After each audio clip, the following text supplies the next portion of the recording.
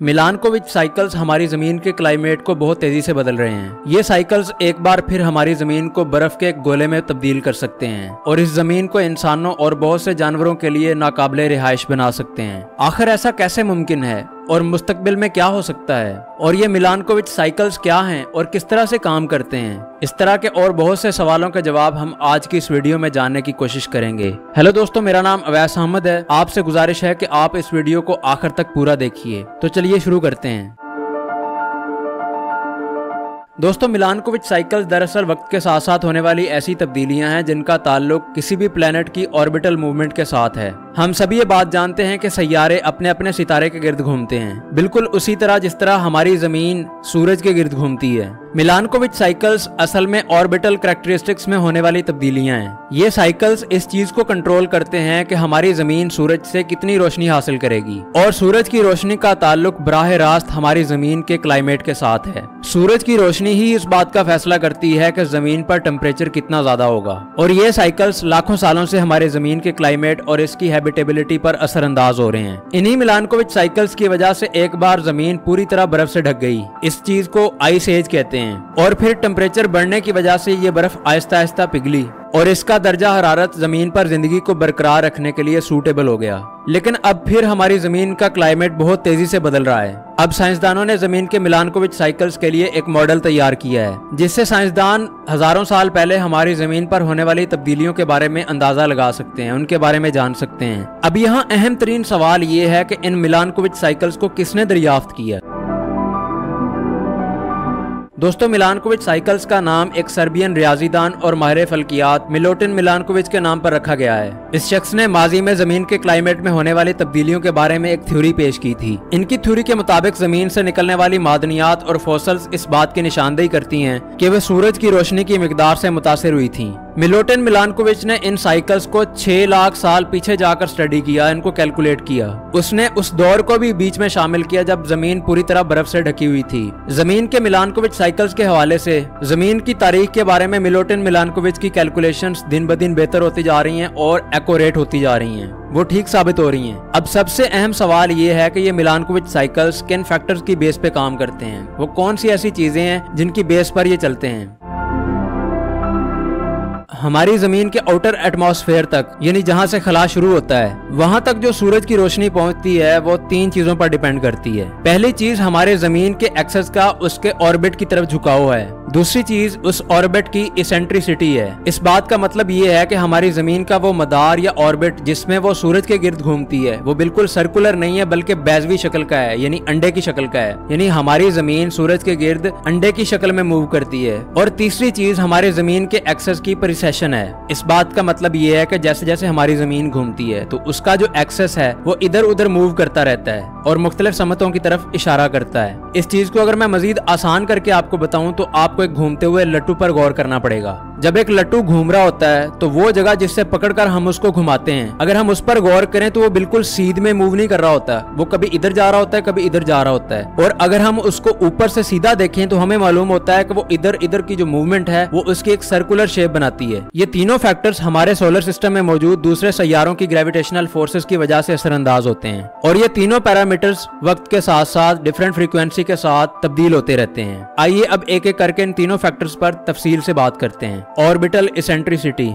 अगर हमारी जमीन हमारे सूरज के गिर्द बिल्कुल दायरे की शक्ल में घूमती तो जितने भी मौसम हैं उनका दुरानिया तकरीबन एक जैसा होता। लेकिन जब मदार बैजवी होता है, ऑर्बिट बैजवी होता है, तो ये दुरानिया कम ज्यादा होने लगता है, और ये चीज मौसमियाती तब्दीलियों की वजह बनती है। अगर हम पाकिस्तान की बात करें तो यहाँ पर जो सर्दियां हैं वो बहुत थोड़े वक्त के लिए आती हैं, सारा साल तकरीबन गर्मी ही रहती है। दूसरी बात यह कि सर्दियों में जमीन घूमती हुई सूरज के करीब 3 पॉइंट से गुजरती है, जबकि जुलाई में जमीन सूरज से काफी दूर हो जाती है। और जनवरी के महीने में बाकी साल की निस्बत सूरज की रोशनी जमीन पर 6.8% तक ज्यादा पहुंचती है। लेकिन चूंकि सर्दियों का दौरानिया कम होता है, लिहाजा क्लाइमेट चेंज पर इसका असर ना होने के बराबर होता है। लेकिन फर्क ऑर्बिट में आता है। सर्दियों में ऑर्बिट ज्यादा बैजवी हो जाता है। आप भी एक बात नोटिस करते होंगे कि जब सर्दियां आती हैं तो सूरज जो है वो एक साइड पे चला जाता है, हमारी दाईं तरफ होता है, जबकि गर्मियों में सूरज जो है वो बिल्कुल हमारे सरों पे सीधा होता है। अगरचे गर्मियों में जमीन सूरज से काफी दूर हो जाती है, लेकिन ऑर्बिटल टिल्ट कम होने की वजह से सूरज की रोशनी सीधी जमीन पर पड़ती है, इसलिए दर्जा हरारत ज्यादा होता है। साइंसदानों के अंदाजे के मुताबिक आज से तकरीबन 1 लाख साल बाद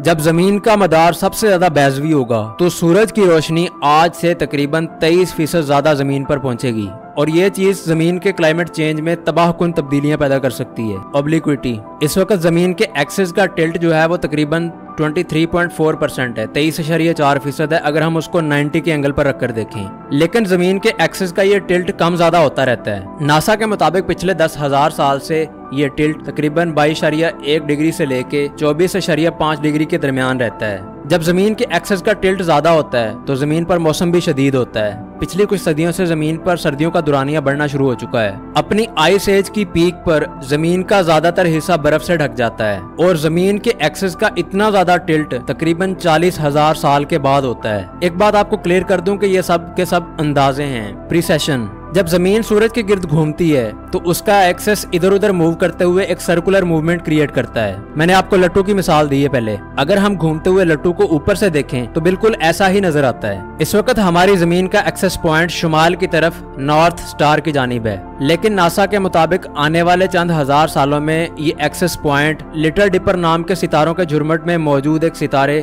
कोचब की तरफ होगा। एक्सेस को एक चक्कर मुकम्मल करने में तकरीबन 25,772 साल लगते हैं। दोस्तों, क्या हमारी जमीन पर होने वाली मौजूदा मौसमियाती तब्दीलियों के साथ ये मिलानकोविच साइकिल्स छेड़छाड़ कर सकते हैं?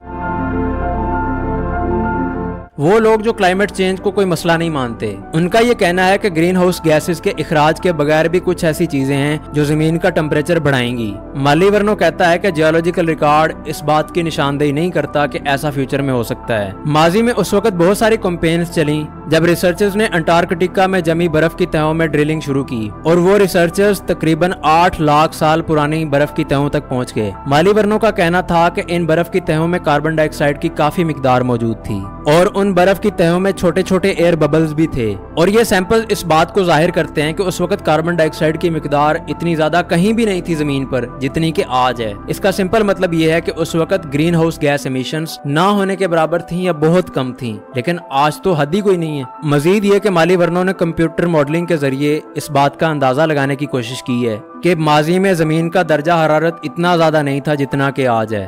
दोस्तों, मैंने शुरू में एक बात की थी कि हमारी जमीन बर्फ के गोले में तब्दील हो सकती है। ऐसा कब होगा, आइए जानते हैं।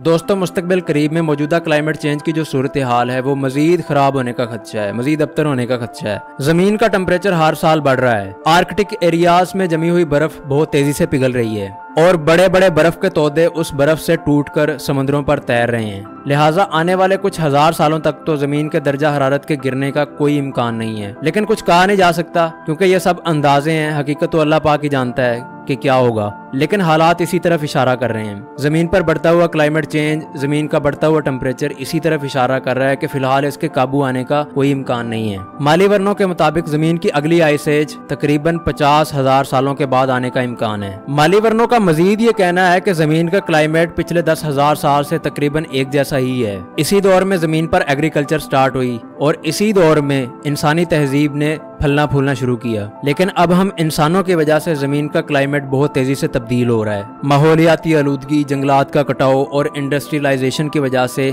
कार्बन एमिशंस बहुत ज्यादा बढ़ गई हैं। हमें इस मसले को संजीदगी से लेना होगा और इसको कंट्रोल करने के लिए मौसर इकदाम करने होंगे, वरना यह जमीन हमारे रहने के काबिल नहीं रहेगी। होगा ये कि आर्कटिक एरियाज में जो बर्फ जमी हुई है वो जितनी तेजी से पिघल रही है, इससे समुद्रों का लेवल भी राइज कर रहा है, समुद्रों के पानी में इजाफा हो रहा है, तो वो शहर फ्यूचर में डूब सकते हैं जो समुद्रों के किनारे पर आबाद हैं। क्लाइमेट चेंज एक बहुत बड़ा मसला है, लेकिन अच्छी बात यह है कि इस पर बात होना शुरू हो गई है। लोग इस पर बात कर रहे हैं, इस पर गौर व फिक्र कर रहे हैं।